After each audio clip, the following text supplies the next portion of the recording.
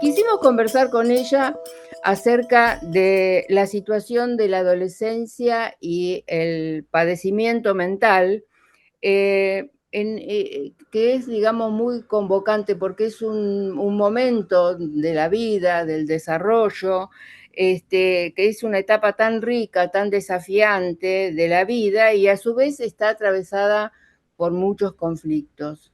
Y sé, María Ángela, que vos también tuviste un gran trabajo en la pandemia y también podés, digamos, contarnos los efectos de la pandemia en esa población adolescente, en esa población que necesita socializar en esa etapa de la vida mucho. Bueno, te escuchamos. Bueno, muchísimas gracias. Mira, para comenzar te voy a ir comentando más o menos lo que es una evaluación que hicimos en el equipo de Infanto Juvenil Turne Tarde, donde yo trabajo, en el Centro Ameguino, donde notamos que la pandemia de COVID había afectado a la salud mental de la población en general, pero en pacientes adolescentes y dada, como vos decís también, que justamente la adolescencia es una etapa de apertura a lo social.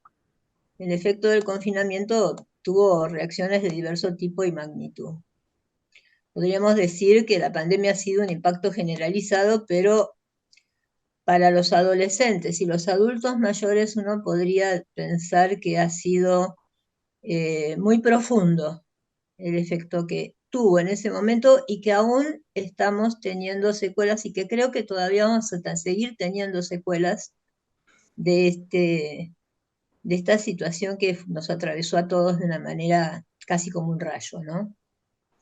En pacientes adolescentes, en algunos casos vimos aumentos de situaciones denominadas ataques de pánico, sensaciones de angustia reactiva frente al encierro en su generalidad. Eso llevó a que varios pacientes no quisieran seguir el tratamiento, aunque nosotros hacíamos tratamientos virtuales. O sea, tuvimos que reformular el trabajo hospitalario para poder atender la demanda en un medio donde realmente también quiero decir que contábamos con muy pocos recursos, ya que imagínate que incluso no teníamos ni wifi en el hospital, trabajando con nuestros propios teléfonos. Bueno, fue muy difícil, pero bueno, lo logramos. En cierta medida pudimos absorber la demanda. Y como te decía, además de los ataques de pánico, había muchas situaciones de angustia reactiva frente al encierro, que llevaban a los pacientes a abandonar el tratamiento o a pedir incluso retomar. Había muchos pacientes que volvían a tratamiento por sentir ansiedad y mucha dificultad en el control de las emociones. En muchos casos observamos una negación defensiva de la situación que provocaba actitudes donde se exponían a vincularse sin protección, a discontinuar la frecuencia de tratamiento, tomando a veces actitudes de tipo actuadora. Ujú. Observamos estados de represión, de depresión reactiva, dificultad para conectar con las actividades cotidianas, abulia, tristeza, melancolizaciones neuróticas, dificultades de concentración en las tareas, de motivación. En los pacientes más graves, la desconexión ha podido llegar a ser mucho más profundo, dándose ocasiones de desorientación espaciotemporal que tuvieron que habilitar que pudiéramos trabajar en interconsulta psiquiátrica y dando mayor frecuencia de atención. Te quería hacer una pregunta. Sí. Estas personas de las cuales vos me hablás, ¿ya eran pacientes del Ameguino o, digamos, tuvieron que atender casos, digamos, nuevos que se acercaban Bueno, al hospital?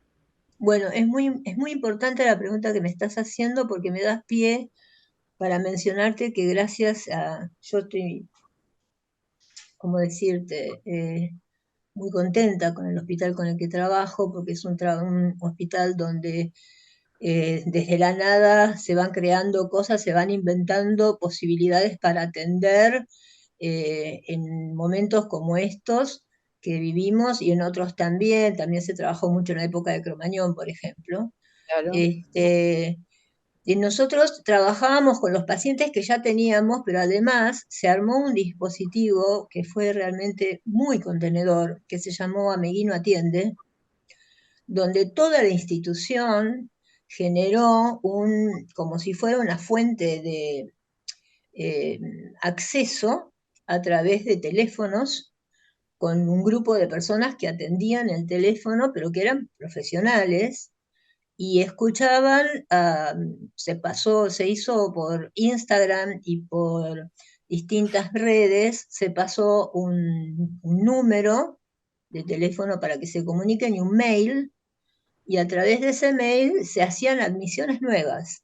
Ajá, Y, por ejemplo, yo he atendido a una paciente durante 1 año y medio que nunca le vi la cara, claro, ¿no?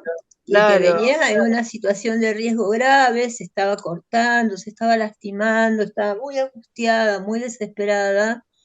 Y bueno, y la fuimos sosteniendo a teléfono, contándote que teníamos 2 teléfonos, o sea, y nos Sí, íbamos turnando. poco precario, digamos, la infraestructura, pero lo importante es me imagino yo que armaron como una especie de comité de crisis, ¿no?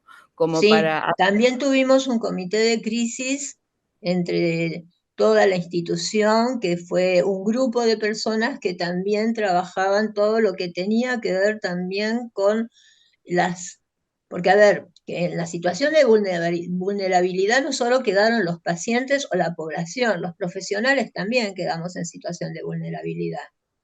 Entonces, absolutamente, el comité de crisis se ocupaba de ver cómo articular, porque nuestros compañeros también tuvieron que salir a trabajar a los hoteles claro, en situaciones de mucha dificultad y de y mucho desprotección, riesgo, claro, mucho riesgo.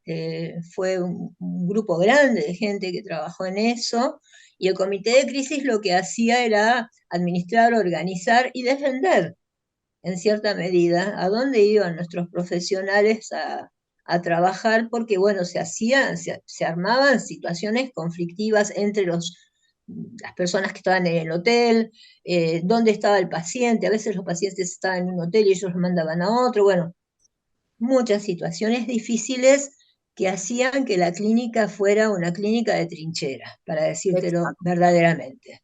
exacto. Sí. Pero la verdad que es, digamos, extraordinario el trabajo que han hecho. Sí, el Eh, dispositivo Ameguino Atiende funcionó muy bien. Se trabajó con todas las franjas etarias. Lo único que no podíamos atender eran niños, porque ponerte a jugar en una pantalla con niñitos chicos era muy difícil. claro, Entonces lo que hacíamos era asesoría a padres. claro, claro, Padres que claro. estaban desbordados, angustiados, bueno, esto. Ujú, Y ujú. mientras tanto seguíamos atendiendo a nuestros pacientes. Por otro lado, por el dispositivo de Zoom, por teléfono, Zoom cuando lo hacíamos en nuestras casas. Toma en cuenta que había muchos profesionales que estaban en situación de riesgo. También. Yo fui uno de ellos porque tengo una prevalencia asmática, entonces yo atendí desde mi casa. Ujú. Entonces atendí a través de Zoom y además de eso, atender pacientes, inventé, digamos, algunos dispositivos donde di a través de Zoom clases de yoga, clases de meditación, de respiración consciente.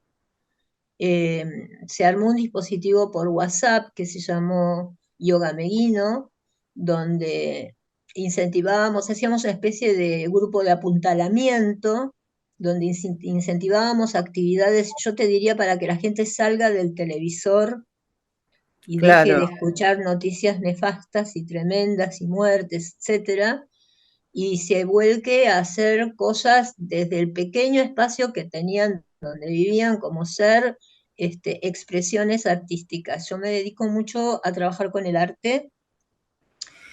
También tenemos una huerta perdona, tropical. Bueno, desde siempre, María Ángela, o esto, digamos, el taller de yoga, la respiración consciente, los talleres de meditación aparecieron en situación de pandemia. no. Nosotros con Luis Otero, que es un fonoaudiólogo maravilloso que trabaja en el CESAC 11, inventamos en 2017 un dispositivo que se llamaba Las Cuatro Estaciones, donde celebrábamos los ciclos de la vida y de la naturaleza. Sí, Entonces ahí hacíamos relajación y meditación consciente con cuencos tibetanos abiertos a la comunidad. Ese fue un dispositivo que duró 4 años y que se suspendió en pandemia porque no sí, teníamos la posibilidad de transmitir las músicas, porque claro. viste que el dispositivo del Zoom es medio complicado, entonces lo que yo hacía era pequeñas meditaciones que grababa por WhatsApp y que las enviaba a este dispositivo de WhatsApp de apuntalamiento. Con el tema del arte, bueno, siempre trabajé en el arte porque también podría decirme artista plástica, digamos. Este, y lo que hicimos allí fueron distintas cosas, como inventamos algo que se llama abrazos. Entonces hicimos abrazos pictóricos, entonces invitábamos a la gente que mandaran dibujos y pinturas. Abrazos artesanales que invitábamos a que la gente hiciera manualidades y que contara cómo se hicieran. Otra cosa que hacíamos era mandar, por ejemplo, un link de un museo y decirle al grupo, bueno, vamos a hacer nuestra propia galería de arte en tono azul. Y mandaba al Museo Van Gogh. Entonces cada uno elegía una foto, la mandaba y después yo programaba todas las fotos juntos y armábamos nuestra propia galería. ¿Esto abierto a la comunidad en general o para los pacientes? Esto estaba dirigido a la gente de yoga ameguino y estaba abierto a que cualquier persona de yoga ameguino que quisiera invitar a cualquier persona a participar, solamente mandara su WhatsApp y quedaba incluido. Claro, Fue un grupo tan importante en el tema de la contención que aún hoy sigue funcionando. seguro. Aún hoy Sí, sigue funcionando el grupo de WhatsApp. Bueno, y volviendo al tema, si te parece, al sí, como tema de los adolescentes, bueno, un factor que fue muy importante de tomar en cuenta en el tema de los adolescentes fue que el compartir tanto tiempo, mucho más tiempo de lo habitual con las familias, generó muchos conflictos familiares que provocaron también la emergencia de sentimientos de ansiedad, de depresión reactiva, ¿no? Desmotivación, y frente a la enfermedad y a la muerte de familiares y amigos, y frente a la posibilidad de la propia muerte, el miedo y la muerte generó también la necesidad de intervenciones mucho más asiduas, atender más tiempo por más días, por ejemplo, soportar apuntalamientos para trabajar duelos, y a veces hubo que aumentar también la frecuencia de intervenciones en salud mental para contemplar la situación de evaluaciones psiquiátricas de emergencia, donde ahí, promediando la pandemia, se habilitó también un grupo en infanto-juvenil de psiquiatras que en casos muy puntuales hacían a través de pantallas que teníamos en el consultorio de las psiquiatras, entrevistas personales para ver cuestiones de evaluación psiquiátricas, medicación, hasta estabilización de cuadro, etcétera. Y también en el Ameguino se implementó un equipo de guardia que era para cuando ya los casos no podían más y bueno, y tenían que llegar también a través de pantallas que ponían esas pantallas transparentes, ¿te sí, acordás? claro, Bueno, sí. ¿Cómo este, olvidarnos de eso?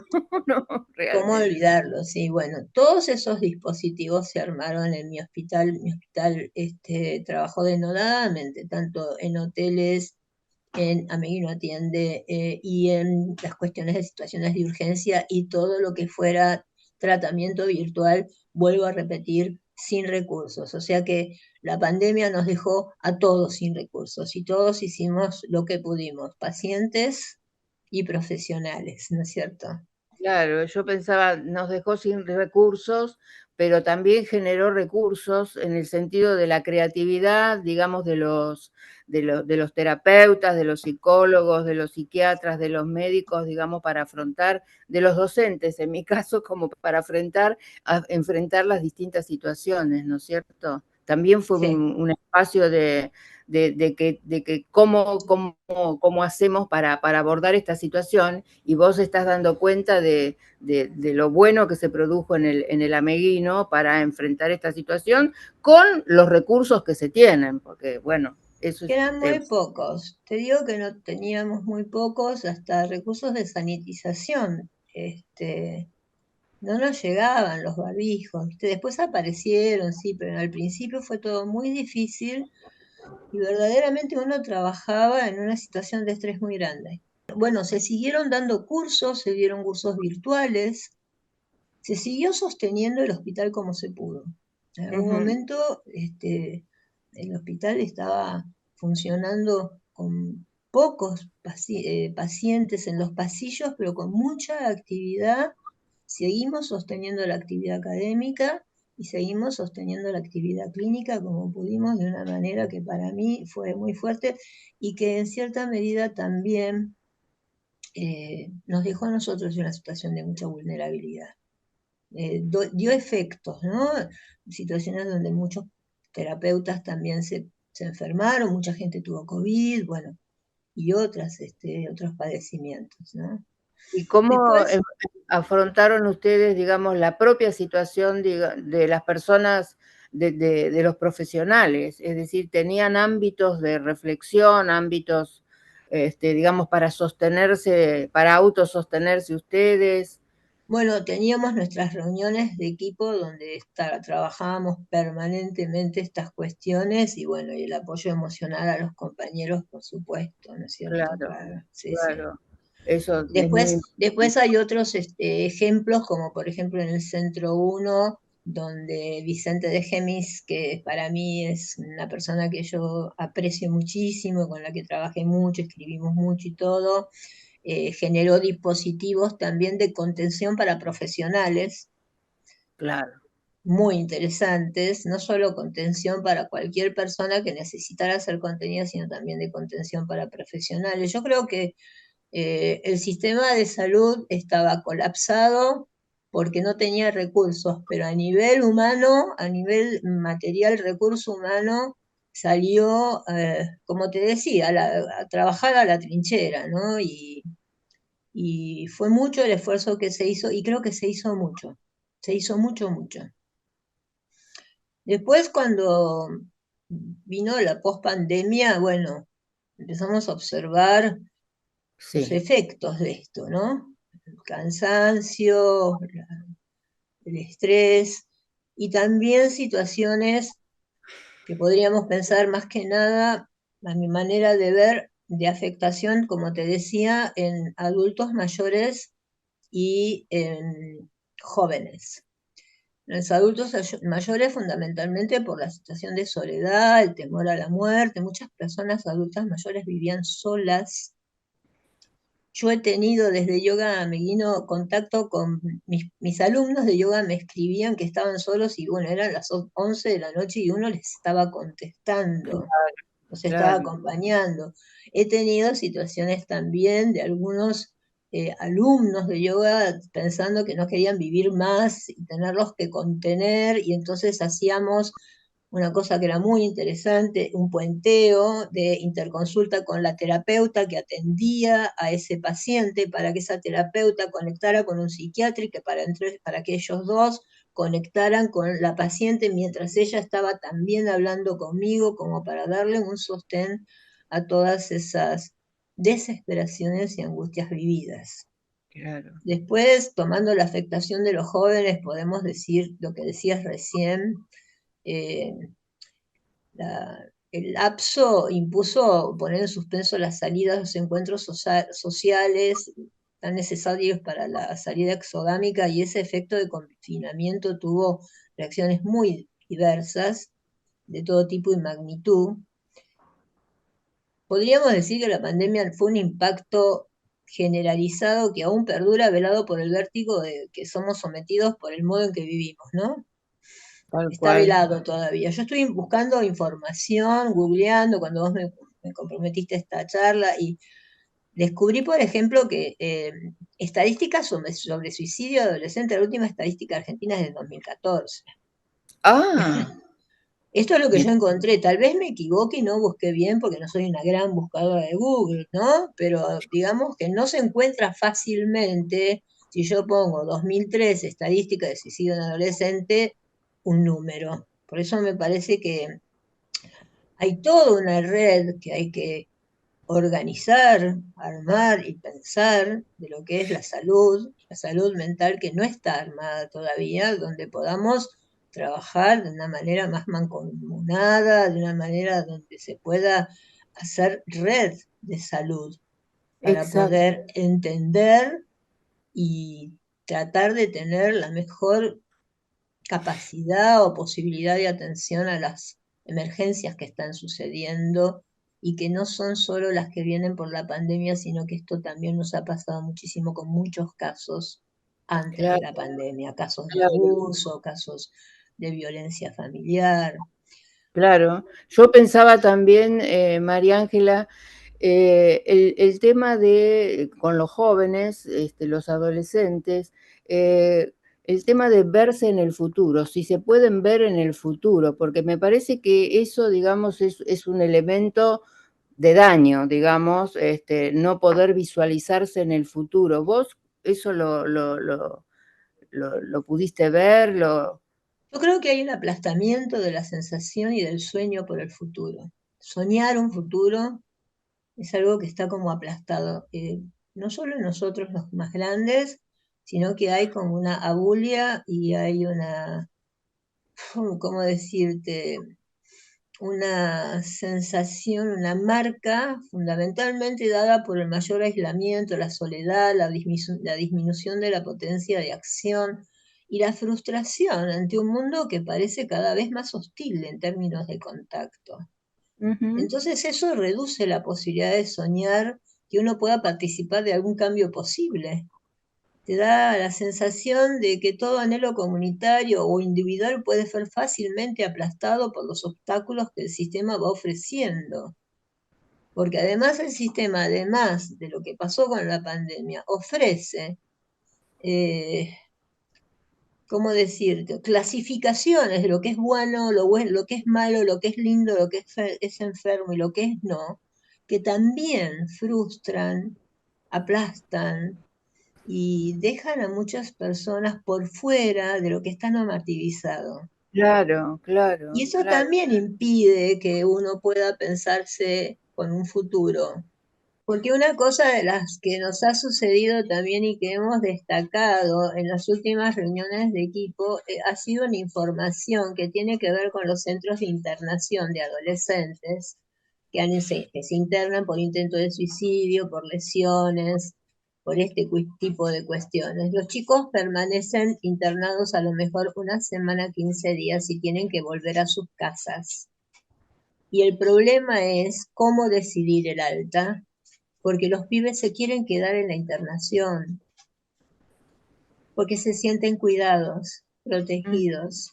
ujú, mm. Entonces, es un problema mucho más global de lo que nosotros pensamos. Hay familias que están pauperizadas, hay familias que están destruidas y que no tienen la posibilidad, yo no digo que no tengan capacidad, de ninguna manera, no tienen posibilidades materiales de contener a ese chico que en ese momento, esa chica que en ese momento tuvo esta posibilidad de quererse suicidar o de autolesionarse y los pibes y los profesionales saben que cuando vuelvan a sus casas pueden llegar a volver a encontrarse en situaciones que los salgan traerlos nuevamente a la internación. Me pareció muy, muy impactante esto que comentaron de que los pibes decían, no, no me saquen de la internación, que yo acá me siento cómodo y me siento cuidado. Claro, porque yo pensaba cuando vos estabas hablando, a veces no solo, digamos, son las condiciones socioeconómicas, digamos, que no pueden sostener, sino también las condiciones subjetivas, cómo la familia puede, digamos, hacerse cargo digamos, sostener una situación tan complicada como digamos, la autoagresión o el intento de suicidio de un adolescente, ¿no? No es No, fácil. no, porque además tenemos un déficit de acompañantes terapéuticos, de redes. Está bien que hay mucha gente que trabaja con mucho coraje y mucha fuerza en territorio, como algunas defensorías, como el equipo de protección familiar, ¿ahí cómo se llama? Bueno, no me sale el nombre, pero bueno, que también es un equipo que trabaja de contención familiar, pero el sistema está devastado y cuando vos no tenés recursos para poder darle una vida más o menos digna a tu familia, la depresión y la angustia es familiar. Los chicos son detonantes, son banderitas rojas de situaciones familiares que no dan más. Y eso claro. también hay que comprenderlo, Ujú. ¿no? Porque se suele estigmatizar también a la familia como exclusivo. Puede pasar que haya familias que sean así complejas y que traigan este, fuertes efectos nocivos a lo mejor en la subjetividad de los pibes, pero no son todas las familias y no es solamente la familia la que tiene que ver con lo que pasa en la adolescencia y en estas situaciones. Hay una situación Claro. de desamparo que no genera condiciones para que esas mismas familias puedan este, poder ayudar a esos chicos cuando vuelven de sus internaciones, ¿no? Me pareció muy interesante, digamos, lo que vos comentabas antes de los dispositivos comunitarios en este aspecto, ¿no? Pensaba también qué se puede hacer en relación a la prevención, ¿no? Porque me parece que los dispositivos comunitarios, además de, digamos, abordar por ahí situaciones más de patología, también puede ser un elemento de prevención del avance de un conflicto que vaya a una situación de patología, ¿no? Bueno, para mí, la idea de generar espacios comunitarios es esa. Pensar en la despatologización, porque, a ver, estamos hablando de porcentajes muy altos de depresión, porcentajes muy altos de adicción, porcentajes muy altos de autolesión. Estamos hablando también de que se han incrementado los riesgos de suicidio. Este, si vamos a pensar que todas esas personas tienen una patología mental Sí, diagnosticada, sí, tenemos que hacer una bolsa y tirar el mundo a la basura. exactamente, Esto exactamente. no es así. Esto tiene que ver con lo que estuvimos hablando antes, es esa sensación de asfixia colectiva que también está producida por políticas económicos, sociales y culturales que están tendiendo a la segregación, exclusión, perdón, e incluso la eliminación de la subjetividad a cambio de un anonimato consumista, desenfrenado, que se llama capitalismo, y eso lo sabemos muy bien. Claro. Entonces, cuando estamos hablando de un anonimato consumista y desenfrenado, una individualidad, el sálvese quien pueda, la meritocracia, estamos hablando de la destrucción del lazo, la destrucción o la disolución de lo comunitario, la falta de tejer redes entre las instituciones barriales, entre el hospital, las escuelas, eh, los centros culturales, la salida a la calle como un espacio de esparcimiento y diversión, como por ejemplo Sí. lo hace la red Rioba, que es una red de mi barrio en la que nosotros participamos, que se especializa en hacer juegos callejeros, reuniones callejeras, reunir a la comunidad a través del juego, de la información, de la contención. Incluso en pandemia hicieron ollas populares. eh, Ujú. Todo eso habla de salud mental. No es Claro, aparte, no estamos hablando de ayuda social. Estamos hablando siempre de salud mental, porque el individualismo lleva a la patología, la claro, y esto meritocracia lleva a la patología. Es mi manera de ver, ¿no? O sea, sí, sí, sí, sí. no sé si a la patología, sino a la patologización, podríamos decir, de lo que a uno le pasa. Esto me pasa a mí, solo a mí, y no le pasa al otro. Entonces el claro, encuentro con otros en actividades comunitarias, en otros en su diversidad, con sus formas de ser, con su forma de estar en el mundo, el otro que es distinto a mí, pero que en una actividad comunitaria cada uno pueda cumplir un rol diferente y siendo distintos, hacer algo en común, hace inmunidad. Yo relaciono la palabra comunitario con común inmunidad. O sea, es armar muy una interesante inmunidad. lo que decís. Sí, me Es muy parece que interesante lo que decís porque, digamos, implica, yo a veces pienso en esa situación de sostén, del estar con otros y también la sensación de fraternidad, ¿no? El compartir con otros ahí como una sensación de fraternidad. Estoy con los otros compartiendo y eso, digamos, implica algo externo que se transforma también en un sostén interno, ¿no? El compartir con otros, ¿no es cierto? sí, Eh, sí, Vos totalmente. hiciste, perdón, dale. Sí, no, te iba a decir eso de que en el confinamiento los que tuvimos acceso a redes pudimos vivir en permanente comunicación, pero sin contacto, pero en permanente comunicación. Los que no, aumentaron su tránsito por los márgenes del desamparo. Y todos perdimos hasta el ritual básico del abrazo, como dice Byung Han, ¿no? Ay, sí, Eso fue sí, tremendo. qué Eh, los, tremendo. los rituales unen a una comunidad, más allá de las palabras. No, Entonces, si uno piensa, María Ángela, en los bebés, ¿no? Y en la importancia del sostén y del holding, ¿no? Que decía Winnicott, el contacto con el otro. Los adultos, si bien ya no necesitamos ese contacto que necesitan los bebés, eso permanece, la necesidad del contacto con el otro, del cuerpo del otro, del calor que emite el cuerpo del otro, ¿no? Del olor, de esa cosa piel a piel, ¿no? Del abrazo, ¿no? Es sí, tan importante y que en ese momento no lo tuvimos.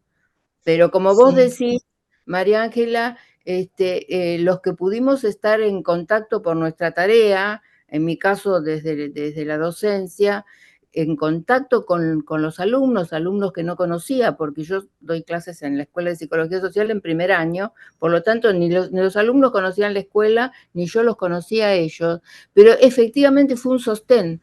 Esa pantalla fue un sostén para los alumnos, fue un sostén para los docentes también, para todos los que trabajamos, ¿no es cierto? sí, sí, totalmente, Entonces, totalmente. vos decías algo que a mí me impactó, que hablabas de la cogestión del dolor.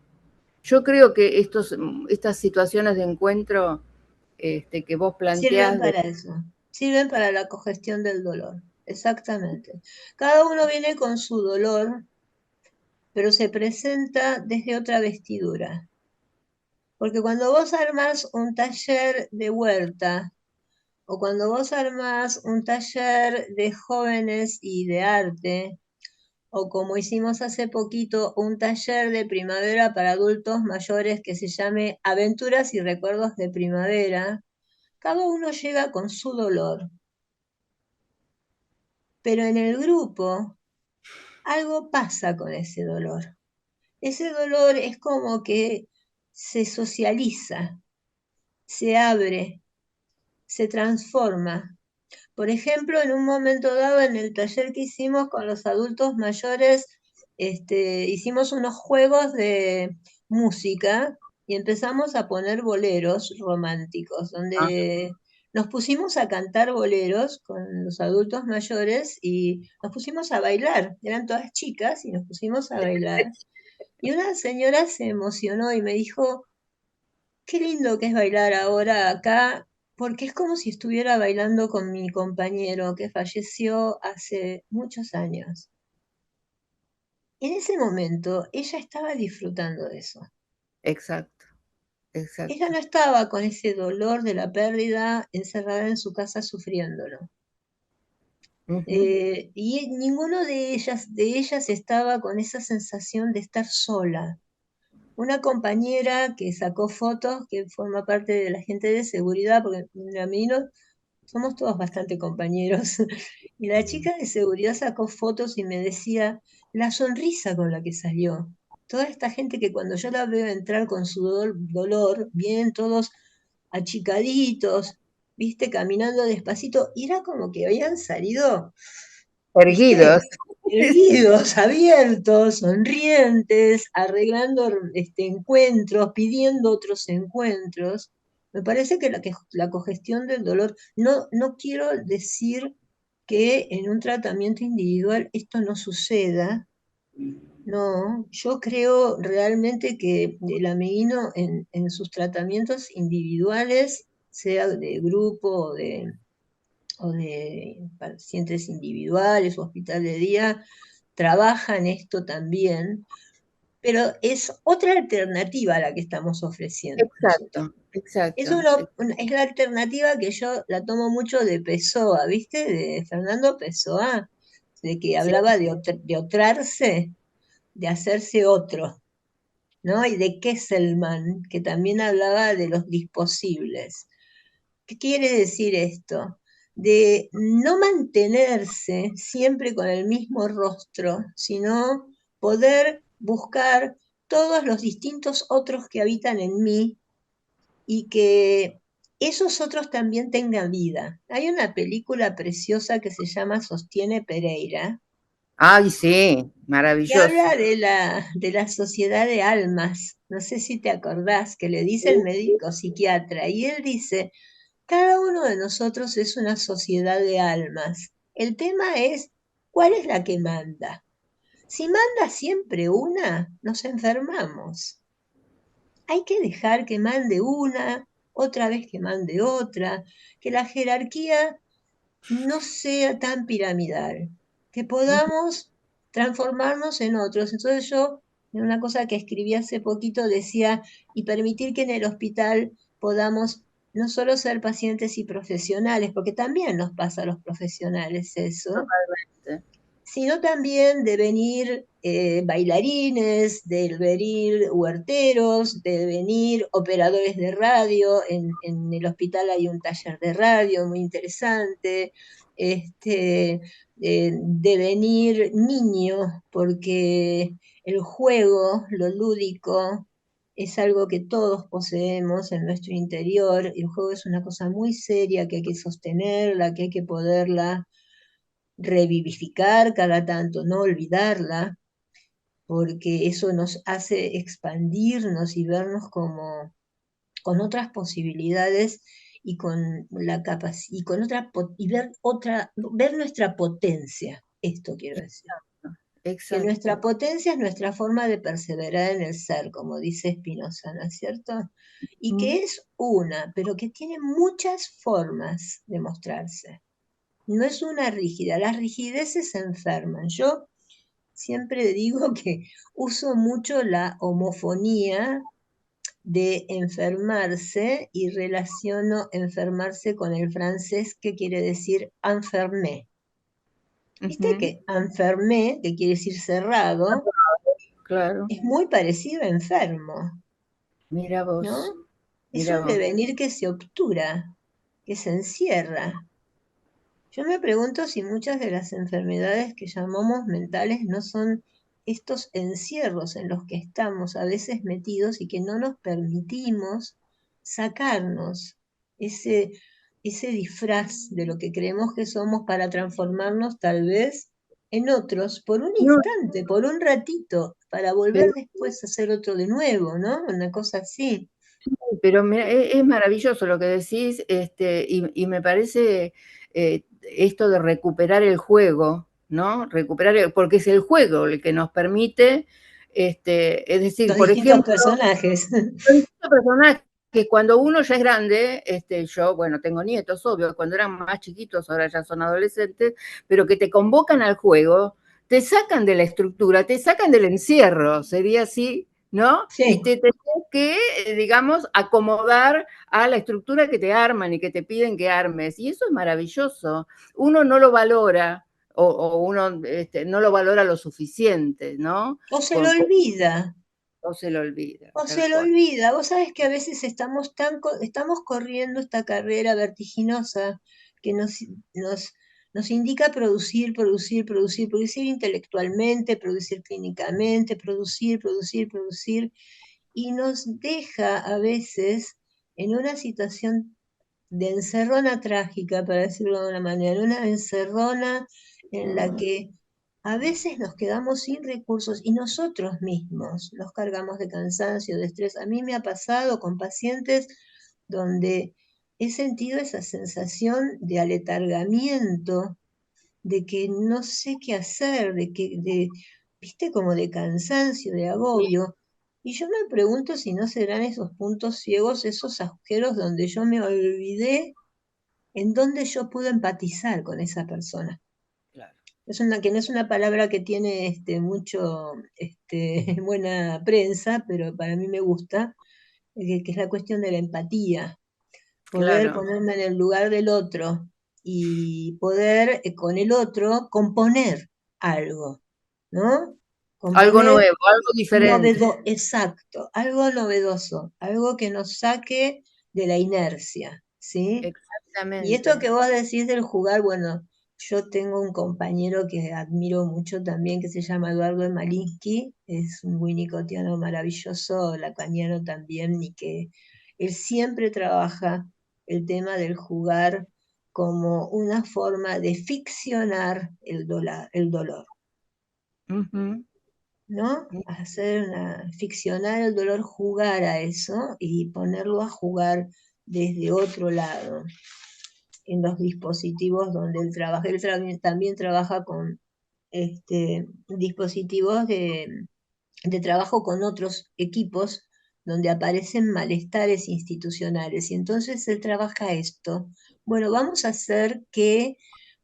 jugar, que vos sos el jefe que está enojado, la enfermera que se enojó, el paciente que protesta, y vamos a ver cómo lo podríamos ver, cómo lo podríamos armar de otra manera. Y en esa ficción algo se disuelve, algo Ujú. se, algo cambia, ¿viste? Vos hablaste Este, recién de lo institucional y yo he leído en algunas de los escritos que vos me has acercado, que decís hay mucha falta de alegría en las instituciones, ¿no? Mucho padecimiento, mucho malestar y lo peor es que se naturaliza, ¿no? Y esto a mí lo que me impactó, más allá del malestar, digamos, y me llamó la atención esto que vos decís, la falta de alegría, ¿no? Que es tan importante, ¿no? En donde, como esto que vos decís de este profesional, digamos, que toma el tema de las instituciones y la situación de las instituciones, me parece fundamental en este momento en el que estamos atravesando, donde creo que en todas las instituciones hay falta de alegría, ¿no? Bueno, y que tiene sí, que ver con un contexto, ¿no? Obviamente. es que tiene que ver también con que vos tenés que darte cuenta que los recursos en salud cada vez son menores. El presupuesto de salud baja cada vez más y eso hace que nosotros cada vez estemos trabajando más presionados por las carencias que tenemos como sistema de salud que por las posibilidades. Cuando escribimos, incluso con Vicente, esta frase de la falta de alegría nos referíamos fundamentalmente a la época de la pandemia, ¿no? Uh -huh. En ese momento estábamos todos muy angustiados porque todos somos comunidad, todos nos Totalmente. podemos enfermar de COVID y había algo del orden del cuidado de sí que estaba como no tomado en cuenta, no solo por nosotros en una cosa que uno podría llamar esta cosa heroica de atender y atender y atender, como menciona Leukovich en un texto muy, muy interesante, una persona que yo apreciaba muchísimo, sino también en un sistema de salud y fundamentalmente yo diría, bueno, en todo el sistema de salud, pero el de salud mental muy abandonado por las Sí, políticas macro de salud, donde, por sí. ejemplo, la gente se jubila y las rentas no vienen, no vuelven, se hacen concursos y después esos concursos se suspenden. No tenemos acceso a renovar planta, a tener mayor planta, tenemos que trabajar siempre una cantidad de profesionales cuando la demanda aumenta cada vez más, ¿no? Entonces los dispositivos, volviendo a los dispositivos grupales, también alivianan un poco de esto, porque uno puede trabajar con mayor cantidad de población desde otro espacio y ayudar y, digamos, estar, yo diría, en una tensión amorosa entre lo que pasa en los consultorios con el padecimiento mental y lo que pasa por los pasillos, un poco como salir a jugar con lo instituido Claro. y colaborar para que la institución se amplíe y genere otras potencias, ¿viste? Mm, Componga otras corporeidades, no solo para los pacientes, sino también para nosotros mismos, ¿no? claro, para los trabajadores, sí, tal cual, tal cual. Eh, yo había escrito en algún momento que pensar sobre la pospandemia, ¿no? El cuerpo o la mente no puede seguir el ritmo en el que estamos después de la pospandemia. Todo se aceleró muchísimo, el tiempo se aceleró muchísimo. Hay como una sensación a veces de asfixia emocional que parece individual y que en realidad sucede que tiene que ver con los tiempos que corren y con los acontecimientos que se han ido sucediendo actualmente.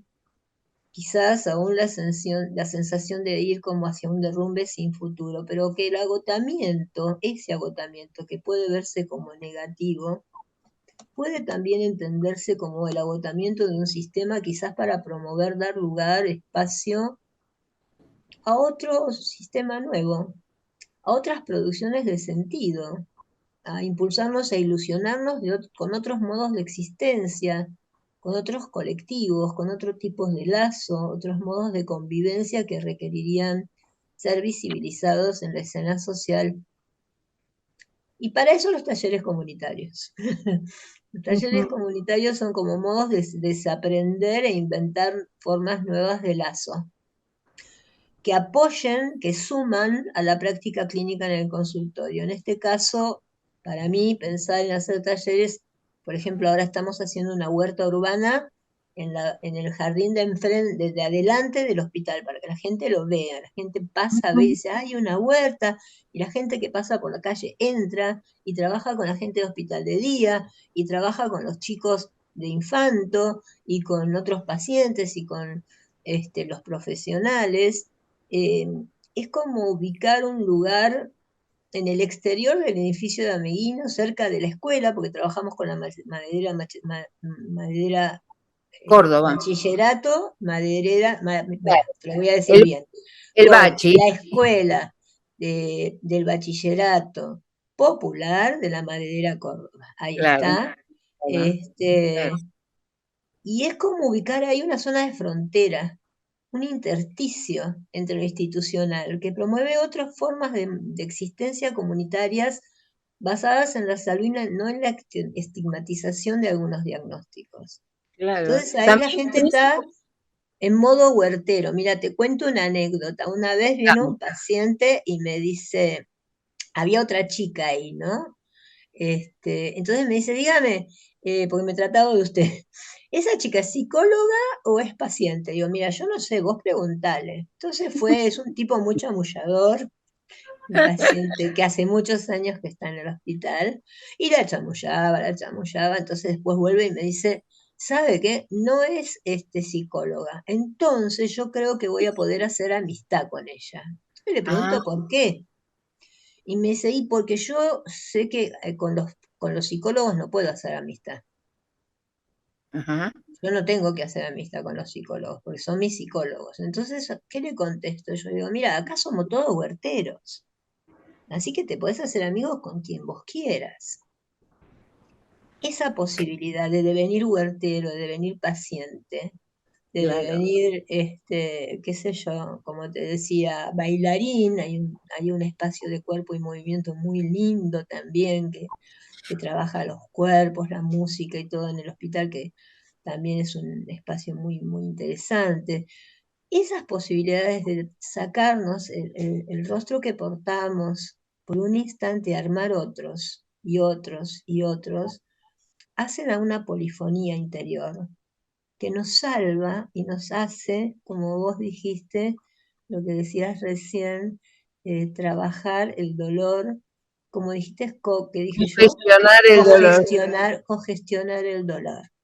Claro, pero Total. yo también, vos que hablaste tanto del juego y de la importancia del juego, me parece que estos espacios, por más huerta, el cantar, el bailar, son espacios de juego también, ¿no? En Ujú. donde nos liberamos de la coraza de la cual estamos, digamos, armados para la vida, para muchas instancias, y nos permite, digamos, eso, liberarnos de la coraza, ¿no? Y además arman comunidad.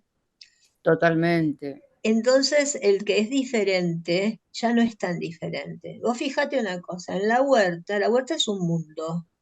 En la huerta hay plantas que son buenas y plantas que son malas, ¿no? Están las malezas y las plantas que son buenas. Hay muchísimas malezas que la gente saca, que se ha descubierto que son hierbas autóctonas que tienen mayores vitaminas, propiedades y minerales para consumir Mira, que las plantas tradicionales, tomate, lenteja, lo que sea, pero sí, son tratadas como malezas y se tiran. Eso, armar una huerta, habla también de eso, de empezar a entender, si lo pensamos en términos de humanos, cuántos humanos son maleza que hay que sacar y cuántos humanos son buenas plantas que hay que cultivar. Sin embargo, podríamos convivir perfectamente porque casualmente son las malezas, las llamadas malezas, las que espantan a los bichitos que matan a las plantas buenas. claro, claro, Fíjate claro. qué cosa loca, ¿no? Y después también el concepto de bicho, ¿no? Hay bichos que ayudan a que la planta viva y hay otros bichos que cuando uno piensa en las hormigas, que son el terror de la huerta, Sí, sí, airean la tierra. Están ahí y con sus túneles airean las tierras para que las raíces de las plantas claro, puedan tener más agua y más vitalidad. Entonces, es un microcosmo donde la diversidad hace al funcionamiento. claro. Y yo pensaba cuando vos decías, comparabas a los humanos con las plantas, a los que consideramos maleza, y resulta que no son maleza en relación a las plantas, que son plantas que podemos aprovecharlas los humanos y que son muy ricas, y cuántas de esos humanos que consideramos maleza también pueden ser vistos desde esta otra manera, ¿no? En un proceso también de comprender, de transformar, este, porque si no es como que, digamos, separamos, eliminamos y bueno, ¿Sabes lo que pasa? Es que esto también tiene que ver con una política socioeconómica donde, bueno, están los incluidos y los excluidos. exacto, Y los excluidos de la sociedad sirven para poner resguardo a los incluidos. No es nada más que eso. nada más ni nada Este, menos. Claro. claro, bueno, quiero decir nada más que eso en el sentido de que eh, se, se quiere crear criterios hegemónicos de quiénes son los que sirven y los que no sirven para la sociedad y se Ujú. crean discursos de dominación entre unos y otros, donde son sutiles discursos de dominación, donde el otro siempre queda del lado del enfermo o el encerrado y el otro está a salvo. Entonces hay que empezar a sacarse un poco esos criterios, mantener, o sea, yo no estoy en contra de las clínicas, las teorías clínicas ortodoxas o más comunes y cotidianas que se utilizan, pero hay un y también que hay que buscar. uní también en donde esa diversidad tenga un lugar, porque Ujú. si no, el que vale en la sociedad es el que porta el discurso, y hay mucha gente que no tiene lugar para su discurso. La mayoría, ¿no? La mayoría. Este, bueno, María Ángela, no sé si vos querés agregar algo más, pero yo quisiera agradecerte un montón que te hayas, me hayas permitido tener esta charla con vos, porque fue realmente muy, muy enriquecedora. Bueno, yo te agradezco mucho. Este, lo que quiero decir es que, bueno, que yo tengo la suerte de trabajar en el Centro Ameguino. Hay muchos lugares en donde tal vez a lo mejor estas libertades a veces no se pueden tomar para poder armar cosas comunitarias. Hay un área comunitaria que trabaja en red con la red Rioba, hay un equipo de grupos que hace talleres, hay mucha gente trabajando desde el corazón y desde el pensar. Me gusta mucho la palabra sentipensar, o sea, que Ujú. no dejar de que solamente el pensamiento nos gobierne, sino que el pensamiento se una a los sentimientos y que desde allí podamos tener una óptica más abarcativa de lo que le pasa al otro, porque todos nosotros estamos atravesados por distintas miserias humanas. Así es, Este, y así. generalmente mucha gente ve en el otro lo que no puede ver en sí mismo. Ujú. Entonces, bueno, simplemente decirte gracias, decirte que bueno, que en el Amiguino hay talleres de yoga para movilidad reducida, talleres de arte, talleres para jóvenes, hay talleres de la memoria para personas adultas mayores, hay taller de radio, y están las clínicas, todos los servicios clínicos que atendemos de manera ambulatoria, este, y que están a disposición de la comunidad y que, bueno, esperamos que sea un pequeño aporte que le hacemos a este sistema que la verdad que está colapsado. Nosotros estamos colapsados también, También. ¿no? Estamos con listas de espera, nos pasa lo que les pasa a todos, pero hay mucha potencia, hacer pequeñas micropolíticas que, como decía Galeano, son como pequeñas lucecitas que andan por el mundo brillando, que uno piensa que no se ven, pero que en la oscuridad todas esas lucecitas hacen una gran luz y que pueden generar una transformación.